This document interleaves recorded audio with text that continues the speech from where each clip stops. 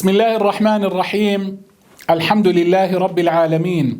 والصلاة والسلام على سيدنا محمد الصادق الوعد الأمين.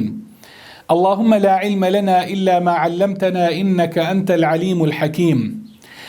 اللهم علمنا بما ينفعنا وانفعنا بما علمتنا وزدنا علما، وأرنا الحق حقا وارزقنا اتباعه، وأرنا الباطل باطلا وارزقنا اجتنابه، واجعلنا ممن يستمعون القول فيتبعون أحسنه، وأدخلنا برحمتك في عبادك الصالحين. بینەران بسرانی بەڕێز و خۆشەویست، سەلام و ڕەحمەت و میهرەبانی خوای پەروەردگار لەسەر هەموو لایەک بێت. زۆر خۆم بە خۆشحاڵ و بەختەوەر دەزانم کەوا خوای پەروەردگار لە ئەڵقەیەکی نوێی بەرنامەی موسڵمان ناسیدا بە خزمەتی ئێوەی زێدە ئازیز و خۆشەویستی شاد کردمەوە. خۆشەویستان، لە ئەڵقەی ئەمڕۆی موسڵمان ناسیدا صفاتێکی تر لە صفاتی مرۆڤی موسڵمان باز دەکەین. ماشەڵڵا مرۆڤی موسڵمان ڕازاوەیە بە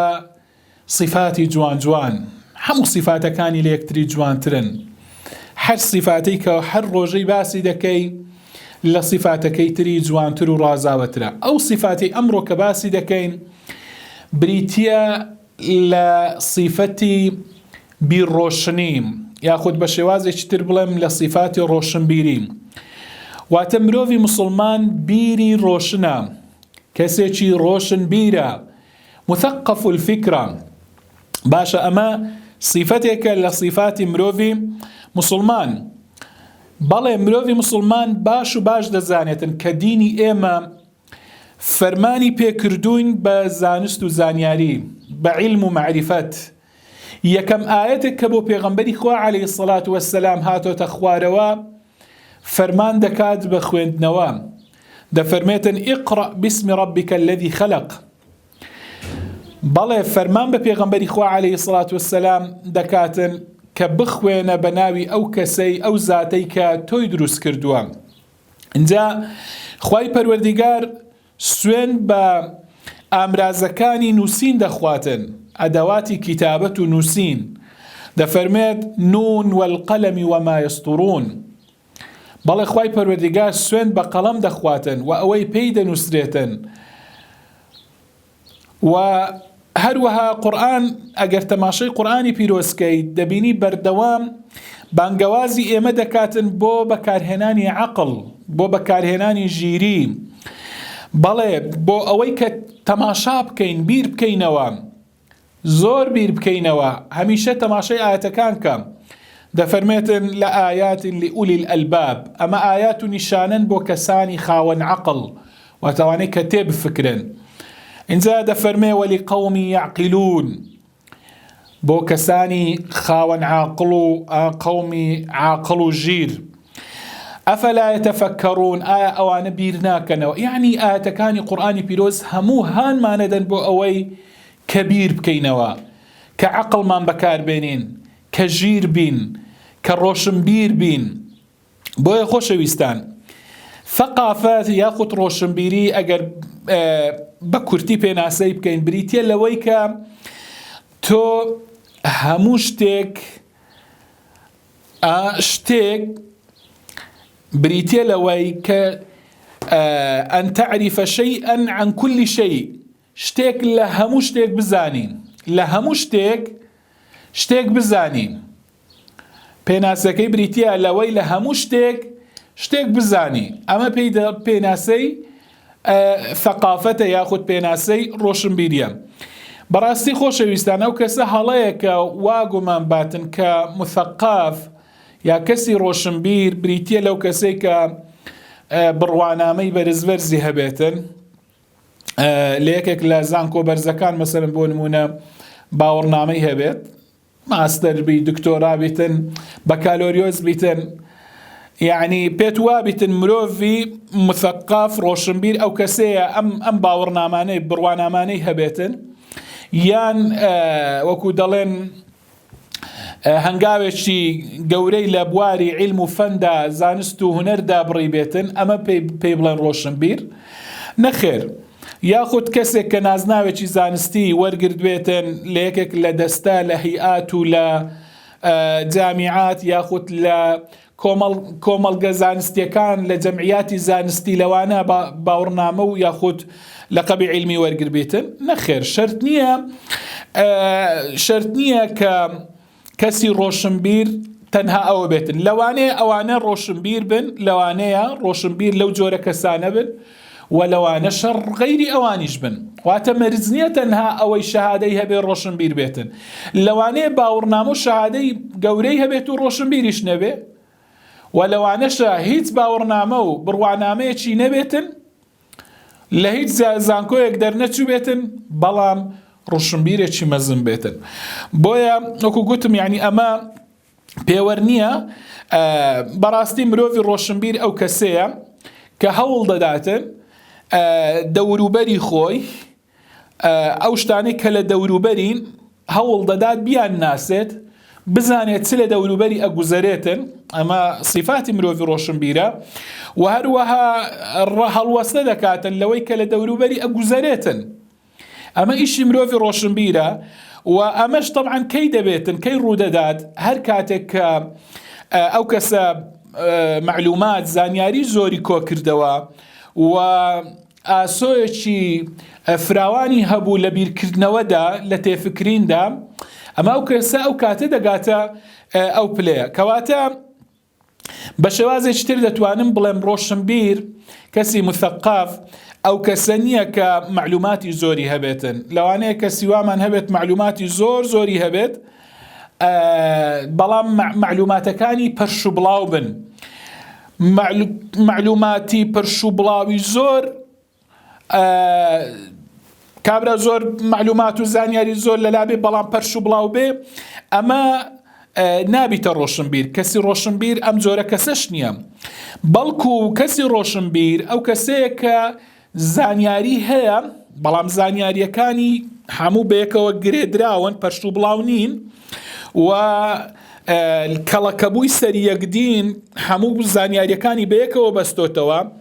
واتە لە سیاقی عەقلیدا هەمووانی ڕێکخستووە ئەو زانیاریەکانی خۆی بڕێک و پێکەن دەتوانیتن ئەم زانیاریانەی ئەم معلوماتانەی کە هەیتی دەتوانیتن تەوزیفی بکاتن دەتوانێتن بەکاری بێنیتن دەتوانیت فکرە و بیرۆکەی نوێی لێ دروست بکاتن ئەمەیە ڕۆشنبیر کۆمەڵە زانیاریەکی لەلایە بەڵام ڕێک و پێک هەمووی منتەزەم بەیەکەوە گرێدرا و دەتوانیت بیرۆکەی نوێیان لێ دروست بکاتن کەواتە ئێمە بە شێوازشتر دەتوانین بڵین ڕۆشنبیر پەیامنێر یاخود ڕۆژنامەنووسێکی ئەوە نییە پەیامنێری هەواڵەکانی ڕۆشنبیری ناوخۆیی بیتن یان دەرەوەی بیتن کۆ بکاتەوە باسییان بکاتن نا بەڵکو ئەوەی کە توانای لەسەر بیرکردنەوە هەیە توانای بیرکردنەوەی هەیە و بەرهەمهێنانی ڕوئیای نوێ دیدی نوێ و ئەم دید و تێڕوانینە نوێیانە کە دەتوانیتن کە بڵین لە زهنیدا تند و تۆڵن و دەتوانێتن بەرهەمی بێنیتن و دەتوانیتن بە پان و پۆڕی ئەم دید و تێڕوانینانەی خۆی پەخش بکاتن باسی بکاتن عەرزی بکاتن بۆ خەڵک ئەمە دەچیتە بازنەی ثەقافەت و ڕۆشنبیریەتی کەواتە وەکو گوتم کە سیوامان هەیە لەوانەیە زۆر معلومات و زانیاری هەبی بەس بادام پەرش و بڵاو ناتوانیتن ئینتاجی دیدی بکاتن بەرهەم دید و ڕوئیای نوێ بەرهەم بێنێتن ئەمە نابێتە ڕۆشنبیری جا خۆشەویستان بەڕاستی ثەقافەت ڕۆشنبیری یەکێکە لەو شتانەی کە کاریگەری هەیە لەسەر هەستانەوەی گەل و نەتەوە و وڵات و نیشتیمان بەڕاستی پێشکەوتنی وڵات پەیوەستە بە ڕۆشنبیری خەڵکەکەیەوە پەیوەستە بە عەقڵیەتی خەڵکەوە بە ثەقافەتیانەوە بەڵێ چۆن سیاسەت کاریگەری هەیە چۆن اقتصاد و ئابووری کاریگەری هەیە چۆن تەشریع و یاسادانان کاریگەری هەیە و چۆن پەروەردە کاریگەری هەیە لەسەر تاکەکانی کۆمەلگا بە هەمان شێوەش ڕۆشنبیریش و ثەقافەت و فکریش کاریگەری زۆریان هەیە کەواتە ئەگەر اختیلاف بڵین لە دیاریکردنی جەوهەری قەیران بڵین لەوەدا هەبێتن بۆ نمونە بڵین کامیان لە پێشترە یا هۆکارەکە کامیانە لە دواکەوتنی کۆمەڵگا بەڵامە من پێم وایە کەس لەوەدا ناکۆک نییە یعنی ئەگەر ناکۆچیش من لەگەڵ یەکدتری پێمان وابیتن ثەقافەت و ڕۆشنبیری ئەوەندە کاریگەری نییە بەڵام کەس لەوەدا مخالف نییە و ڕای دژ نییە پێچەوانە نییە کە ثەقافەت و ڕۆشنبیری ڕۆڵێکی زۆر کاریگەری هەیە و بە تایبەتی لە بواری فکری و ئەدەبی و هونەری و هەروەها ئەمانە کاریگەریان هەیە بەڕاستی ثەقافەت ڕۆشنبیری کاریگەری هەیە لەسەر ئەخلاق و سلوک لەسەر ڕەفتاری مرۆڤ و کاریگەری هەیە لەسەر سیاسەت و حکم ئەمە هەمووی کاریگەری ئەبێتن کاریگەری زۆریشی دەبێ و کاریگەری هەیە لە دواکەوتن و پێشکەوتنی کۆمەڵگا گەل و یعنی یان بەرەو زانست یاخود بەرەو کار یان بەرەو قسەکردن یان بەرەو مناقەشەکردن و جەدەل ئەمانە هەمووی کاریگەری ڕۆشنبیری لەسەر هەیە جا ئەگەر بەڕاستی من پێم وایە ئەگەر ڕۆشنبیری هەر گەلوونەتەوەیەک دروست بوو ڕۆشنبیریەکی تەندروستیان هەبوو و ڕاست و ڕێک بوو تێر و تەواو و تێر و تەسەل بوو ئەمە بەڕاستی ئەو گەلوونەتەوە سەلامەتە بێتن و ڕێک و تەوازوونی خۆی وەردەگرێتن واتە هۆکارەکانی تەشویه و تەحریف و ئەم شتانە کاریگەری تێنابێتن و کۆمەڵگایەکی سەلامەت دەرەچێتن و وەکو دەڵێن ئەمە کاریگەری دەبێتن لەوەی کە ئەم گەلوونەتەوەیە ڕێگای ڕاستی خۆی وەرگێت و وەتێر و تەواو بێت و تەوازوونی خۆی وەرگێتن بەڵام ئەگەر خوا نەخواستە بە پێچەوانە بێتن طبعا ئەنجامەکەشی بە پێچەوانە دەرئەچێتن بۆیە خوای پەروەردیگار لە قورئانی پیرۆزدا دەفەرمێت والبلد الطيب يخرج نباته بإذن ربه والذي خبث لا يخرج إلا نكدا دەفەرمێتن زەوی پاک وڵاتی پاک زەویوزاری پاک طبعا جیاوگۆڵ و شینایەتی پاچی لەشین دەبیتن بەڵام بە پێچەوانەوە ئەگەر زەویەکی خراپ بیتن پیس و پۆخڵ بیتن شتی پیس و پۆخڵی لێ بەرهەم دێتن کەواتە ئەگەر کۆمەڵگاش بەڕاستی ڕۆشنبیریەکی باشی هەبێت تاکەکان ڕۆشنبیری باشیان هەبێتن ئەوە وەکو گوتم هەموو شتەکانی ڕێک و تەوازونێکی جوان و ڕێک و پێک وەردەگرێتن بۆیە خۆشەویستان ثەقافەت و ڕۆشنبیری ئەنجامی بەریەککەوتنی مرۆڤە لەگەڵ ژینگەکەی خۆی کە تۆ چەندە بەریەککەوتنت هەبێتن لەگەڵ دەوروبەری خۆت و بەبەردەوامی ئەم بەریەککەوتنە لەگەڵ ژینگە کۆمەڵێک زانست و زانیاری یعنی بەرهەم دێنێتن لە لای تۆ لە لای تاک و لەگەڵ دەوروبەری خۆت چەندە بەریەککەوتن هەبێتن ئینسان دەتوانێتن ئەو کاروبارانە شی بکاتەوە و ڕێکیان بێخیت و تەنسیقێکیان بۆ دروستکاتن و وەکو دەڵێن بینایەک لەسەر ئەوە بنیات بنرێتن لە بینایەکی گەورە بنیات بنێت لە عقل و لە معریفەت واتە بە عقلی خۆی دەتوانیت لەم زانست و زانیاریانە بینایەکی گەورە دروست بکاتن کەواتە خۆشەویستان ئەگەر تەماشاکەین لای ڕۆژ ئاواییەکان ئێستا ڕۆژ ئاواییەکان غەڕب ئەوان زیاتر گرنگی بە یەک بوار دەدەن بە یەک مەجاواتە تەخەسوس وەردەگرن پسپۆڕی لە بوارێک لە بوارەکان ئەمە بە زۆری لای غەڕب لای ڕۆژ ئاواییەکان بەم شێوەیە و ئەوان خۆیان بە شتێکی دیکە سەرقاڵ ناکەن واتە یەک لایەن دەگرن و لایەکانی دیکە فەرامۆژ دەکەن یعنی زۆربەیان تۆ دەبینی تەنها لە بابەتێک زانستیان هەیە بەڵام لایەنەکانی تر بە تەواوی لێ بێ ئاگانە بەڵام لە لای مسلمانان ئەمە پێچەوانە بووە زیاتر ئەبینی مسلمانان احتیمام بە هەموو ینی تەخەسوس و پسپۆڕی لای ئێمە کەمترە زۆر جاران دەبینی سیاس ئەو کەسە سیاسیە کۆمەڵ ناسە ئابووری ناسە هەموو شتەکان ئێمە گرنگیان پێ دەدەن اینجا دەکرێت بەڕاستی لە لای مسلمانان زیاتر احتیمام بە پسپۆڕی بدرێتن و لە هەموو بوارەکانی تر و بوارەکانی تریش فەرامۆش نەکرێن بەڵام هەوڵ دەین تەخەسوس و پسپۆڕی زیاتر لە بوارەکەی خۆمان بینینەوە ئەمە زۆر ضرورەوە پێویستە و یەکێکتر لە کارە گرنگەکان بەڕاستی بریتە لەوەی کە ئێمە سەردەمی خۆمان بناسین عەسری خۆمان ئەو سەردەمەی کە تێیدا دەژین یعنی پێویستە بە وردی بیناسین بەڕازگۆیانە یعنی ناسینێکی ورد وەسەر ڕاستانە بیناسین، چونکە بەڕاستی ئەگەر ئێمە سەردەمی خۆمان عەسری خۆمان نەناسین ئەمە ئەنجامی خراپی دەبێتن، ئەنجامی زۆر کارەساتباری دەبێتن. و ئەمە هەر بۆیەشە یەکێک لە مفەکرین لە بیرمەندانی مسلمان دەڵێ ئین المشکلة ليست في جهلنا بالإسلام، دەفەرمێت کێشەی ئێمە ئەوە نییە کە ئێمە بە ئیسلام جاهل بین، نا بە ئیسلام جاهل نین، بەڵام بەل المشکلة في جهلنا بالعصر، دەڵێ کێشەی ئێمە ئەوەیە ئێمە عەسری خۆمان ناناسین، ئێمە سەردەمی خۆمان ناناسین. بۆیە ناسینی سەردەمی خۆت وەکو گوتم یعنی ئەمە بە چ دەکرێتن؟ بە ثەقافەت و ڕۆشنبیری، بە کۆکردنەوەی زانست و زانیاری و ئینجا بەیەکەوە بەستنەوەیان و سودوەرگرتنیان و ئینتاج و بەرهەمهێنانی ڕوئیا و دیدی نوێ، ئەمە بەوەی دەکرێتن. بۆیە بەڕاستی ناسینی واقع ئیلا بەوە دەبێتن کە چۆنە واقعەکە بە حەقیقەتی خۆی بیناسین و ئەو ڕەگەزانەی کە کار لە واقعە دەکەن ئەو ڕەگەزانە بزانین، ئەوانەی کە کاریگەریان هەیە لە دروستبوونی واقعەکە، لە ڕەنگکردنی واقعەکە، کامە هۆکار کاریگەری هەیە. جا ئەم عنسوڕانە و ئەم ڕەگەزانە عنسوری مادی بن یاخود عنصری معنوی بن، مرۆیی بن، بەشەری یان غەیری بەشەری بن، یان عنصر و ڕگەزی جوغرافیا بیتن، یاخود مێژووی و کۆمەڵایەتی و ئابووری و سیاسی و فکری و ڕوحی و هەتا کۆتایی بیتن. کامە پێویستە ئێمە ئەو عنصر و ڕەگەزانە هەمیان بە جوانی بزانین، بیان ناسین، کامیان کاریگەری لەسەر عەسری ئێمە، لەسەر سەردەمی ئێمەیە. واتە ئێمە سەردەمی کە تێیداین بە جوانی بیناسین بەڕاستی، چونکە خۆشەویستان ئەو سەردەمەی ئێمە تێیداین کۆمەڵێک ئیجابیاتی گەورەی هەیە، بەڵام لەو لاشەوە کۆمەڵێک سەلبیات و خاڵی نیگەتیفشی هەیە. لەوانە لە عنسوڕە ئیجابیەکانی لە ڕەگەزە باش و ئەرێنیەکانی بریتیە لەوەی کە سەردەمی ئەوڕۆ سەردەمی تەکنەلۆجیا و زانست و زانیاری، ئەمە خاڵێکی ئەرێنیە، خاڵێکی ئیجابی پۆزیتیفە. مەسەلەن سەردەمی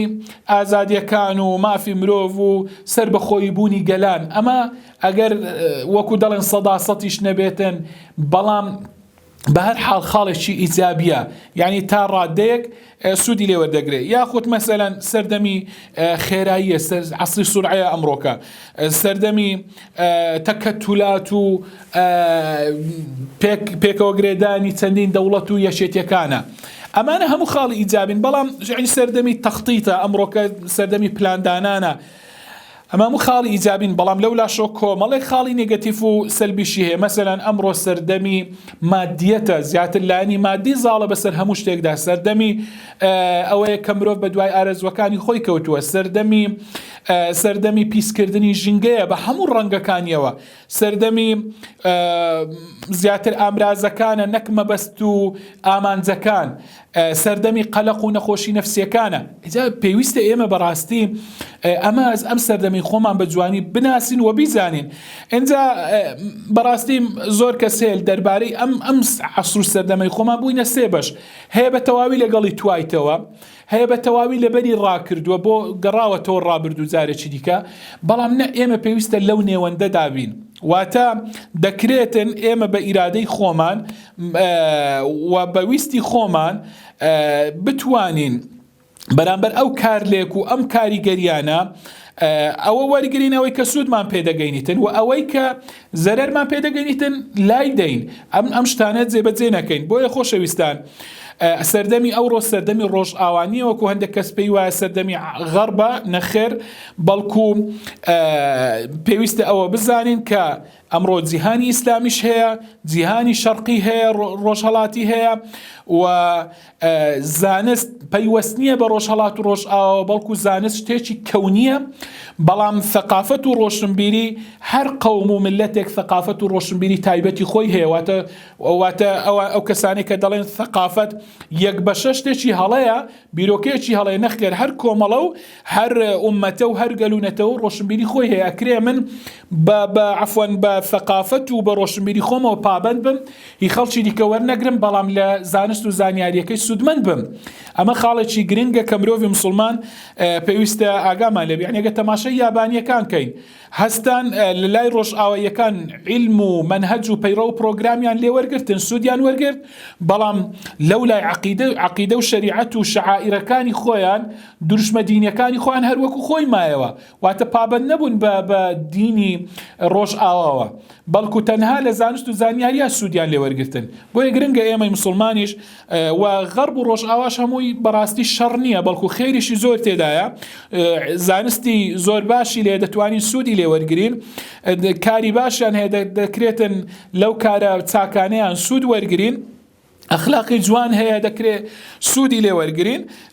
و ئەوە وەرگرین کە ئەوەی سوودمان پێدەگەینی و ئەوەی خراپیشە دەکرێتن ئێمە دەکرێت فڕێ بدەین بۆیە خۆشەویستان سەرچاوەکانی زانست و زانیاری پێویستە مرۆڤی مسلمان بزانیتن سەرچاوی زۆر کەسێ زانیاریەکانی تەنها لە تەلەڤیزیۆن وەردەگرێتن یعنی ئەمە هەڵەیە یا بەس لە ڕاگەیاندن بەڕاستی خەڵک بەو شێوازە ئاراستە دەکات کە ئەو دەیەوێت نەک خەڵک دەیەوێتن گرنگترین سەرچاوە بۆ ڕۆشنبیری مرۆڤ خوێندنەوەیە کتابە پێویستە مرۆڤی مسلمان زۆر ئیهتیمام بە خوێندنەوە و بە زانست و زانیاری بداتن بۆیە خۆشەویستان ئەمڕۆ سەردەمی زانیاریە سەردەمی خوێندنەوەیە و ئەو کەسە سەرکەوتوو دەبی بەڕاستی ئەوەی کە زانست و زانیاری لەلا هەبێتن وەکو ناپلیۆن بۆناپەرت دەڵێ سەردەمی ئەمڕۆ سەردەمی شمشێر و عەقڵە و لە داهاتوودا ڕۆژێک دێتن کە عەقڵ بەسەر شمشێر زاڵ دەبێتن و یعنی واتە هێز سوپا ئەوانە دەوریان نامینێ ڕۆڵیان نامینێ بەڵکو ئەوەی کە معریفەت و علمی هەبێتن ئەمە زیاتر کاریگەری دەبێتن نەک ئەوەی کە سوپای گەورە واتە شەرت سوپای گەورە نییە بۆیە ئەوەی بەڕاستی ڕۆشنبیری فکر ثەقافەت ئیهمال بکە پشتگوێی بخە بەڕاستی عەقڵی ئیهمال کردووە و پێویستە ئێمە عەقڵی خۆمان بەگەڕ بخەین هەوڵ دەین مرۆڤی مسلمان دائیمەن بە دوای ڕۆشنبیری بە دوای زانست و زانیاریدا بگەڕێتن و پێویستە بەلایانی کەم هەریەکێک لە ئێمە مەکتەبەیەکی بچووکی هەبێتن لە ماڵەوە با زۆر بچووکیش بێتن و هەوڵ دەین خوێندنەوە فەرامۆش نەکەین دەستگاکانی ڕاگەاندن بە خوێندرا و نووسرا و بینراوە بە گرنگی پێ بدەین و وتار و وانەی بیسترا و هەروەها بینرا و با گرنگی پێ بدەین ئەنتەرنێت دەکرێت سوودی باشی لێ وەربگرین گرنگی بەمانە هەمووی بدەین و لە هەمووی گرنگتر لە کۆتاییدا خۆشەویستان پێویستە خۆمان بناسین یعنی مرۆڤی مثەقەف و ڕۆشنبیر پێویستە خۆی بناسێت پێویستە بزانێتن چی لەسەر پێویستە بیکاتن پێویستە بزانێتن چ لە دەوروبەری دەگوزارێتن بیکاتن و بۆیە ئەگەر تەماشای پێغەمبەری خوا بکەین عەلەیهی سڵاو وسەلام لەو خاڵانەدا هەمووی بە تایبەتی دەیزانی چی لە دەوروبەری دەگوزارێت فەرموو یعنی لە ناردنی ئەو سەحابانە یەکێک بۆ لای مەلیکی حەبەشە پێی دەڵێتن بڕۆ لای مەلیکی حەبەشە مەلیکێکی عادلی لێ یعنی دەیزانی شارەزا بوو بە هەموو دەوروبەری خۆی پێغەمبەری خوا عەلەیهی سڵاو وسەلام اینجا دید و تێڕوانینی دروستمان هەبێتن یعنی بۆ ڕووداوەکانی دەوروبەرمان نە زۆر ڕەشبین بین نە زۆر گەشبین بین نە پلانی نە عەفوەن بیردۆزی پلانجێڕی ئەوە هەر شتێک بوەڵاوە بیردۆزی پلانجێڕی لەسەری جێبەجێ بکەین و نە کەسێکیش بین کە خۆمان لە بەرپرسیارەتی بدزینەوە ئەمانە هەمویان کاری خراپن پێویستە ئاگامان لێ بێتن لە کۆتاییدا خۆشەویستان وەکو گوتم پێویستە ئێمە زۆر بەباشی خۆمان بناسین چونکە بەڕاستی دوژمنمان ئێمەی تا سەر ئێسقان ناسیوە ئەگەر ئێمە خۆمان نەناسین ئەی چۆن دوژمنمان دەناسین ئەی کاتێک کە دوژمنانی ئێمە ئەوان باش ئێمەیان ناسی بێت و ئێمە هێشتا خۆمان نەناسی بێتن ئێمە چۆن ئەوان دەناسین بۆیە گرنگە ئێمە خۆمان بناسین و دەوروبەرمان بناسین و ڕۆشنبیری خۆمان زیادکەین بۆ ئەوی بزانین چی دەگوزارێت و بۆ ئەوەی سەرکەوتوو بین و